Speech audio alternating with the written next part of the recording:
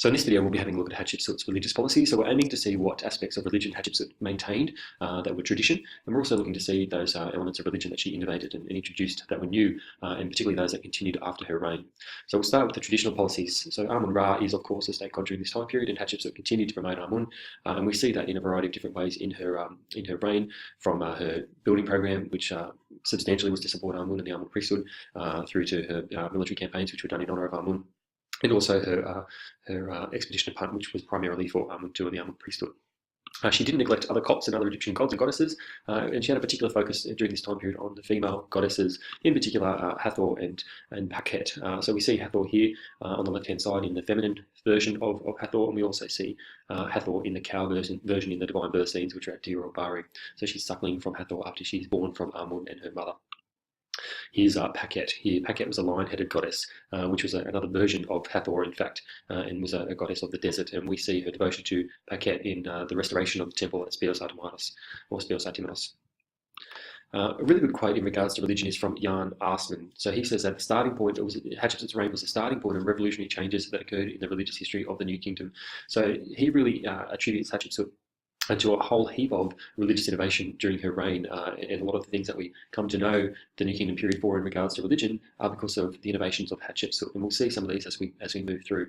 So when we break down religious expression during this time, we're thinking of cultic practices, so those things that would take place at temples, so the cult work of the king and the priests during this time period. And we see also the festivals that would occur, and we'll look at those more closely soon and in class, and also through the building program, where we see buildings particularly for Amun, or dedicated to Amun, particularly Dir el-Bahri for Hatshepsut, Spios Artemidos, and also the temple complex at Karnak.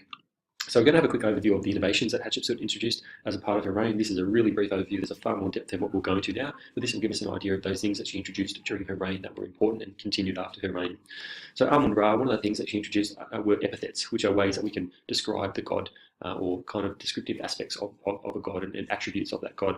So she started providing these epithets to add more depth to the description of Amun-Ra and give him, in fact, more roles and significance. So calling Amun-Ra the creator god, so the god that created everything, the city god, who was responsible for the city of Thebes, the primeval god, the god that existed before all things, and the ruler god, the god that ruled over all the other gods and mankind.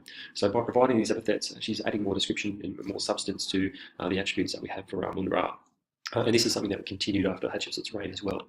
We also have divine oracles, which is where Amun is expressing his will, in particular that Hatshepsut become king. And we see that in the Red Chapel scenes that are depicted, where there's an oracle of Amun which predicts the fact that Hatshepsut should become king, therefore justifying her claim to the throne. And this is also something that's continued by later kings after her reign. We also see personal piety introduced. So this is the concept of having a personal relationship with a god, which really didn't exist before this time period. And we see that in this in the festivals, where we know that the bark of Amun, as it's being carried, people could ask personal questions to Amun being carried on this bark, and depending on the way it dipped and swayed as it's being carried, that would provide an answer to that particular person as to their question.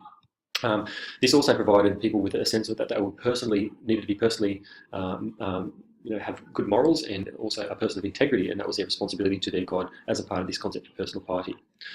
We also need to understand that there was a religious aspects of the ideology of kingship, so there's a really significant relationship between the king and Amun, and this is particularly through the divine birth and coronation scenes that we see that Hatshepsut introduced.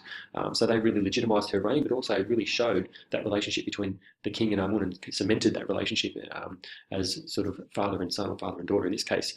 And we see the importance of these by the fact that Ramesses II later on replicates these in his own scenes. We also have an influence, as we mentioned before, on the sacred feminine. We've mentioned Hathor and Pakhet, Pakhet at the temple of Spios Artemidos, and Hathor in the divine birth scenes. But we also have the chapel dedicated to Hathor at Dir el-Bahri, and that actually provides a link, and we'll look at more of this in class, provides a link between Hathor and Isis, and kind of sees a little bit of a merging of them. So we kind of see an emphasis on these three goddesses during this time period.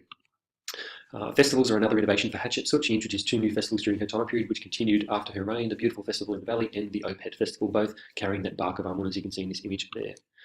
Finally, she had some new funerary innovations. So we would have all heard of the Book of the Dead. The Book of the Dead has its first appearance in scrolls and in reliefs in Hatshepsut's reign. We also have the Umduat, which is a royal funerary text which was introduced during Hatshepsut's reign, and a litany of Amun-Ra, so another piece of scripture that was introduced during Hatshepsut's reign in regards to funerary innovations. So quite a lot of innovations happened in regards to religion during Hatshepsut's reign. Finally, a couple quick quotes from historians about an overview of religion, and they are quite divided, some of these historians. Barry Kemp says that monarchy required the backing of myth and the regular reinforcement of ceremony. So in other words, to be powerful as a king, you needed to have a mythology behind you, and in Hatshepsut's case, it was through the divine birth scenes, and they were reinforced by the ceremonies that took place in the cultic practices at the temples.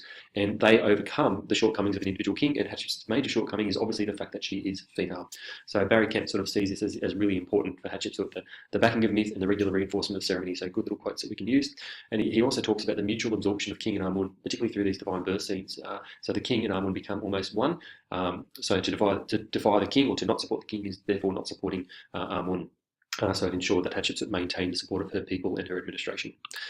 We have Redford, who says that the Amun priesthood had become really, really powerful during this time period, and they'd become so powerful, in fact, that they almost governed and decided who could be in control. This is an argument that's not supported by many, but it is worth knowing and using in your response that Redford has this argument that they'd become so powerful that Hatshepsut really owed her position to them and needed their support. Finally, O'Connor tells us that he completely disagrees with Redford and says, no, that's not quite true. The priests, particularly Amun priesthood, were always subordinate to king and could never really undertake a divisive theological initiative. So a bit of an overview of Hatshepsut's religion. It's quite a long video, I apologise, but there's quite a lot going on there.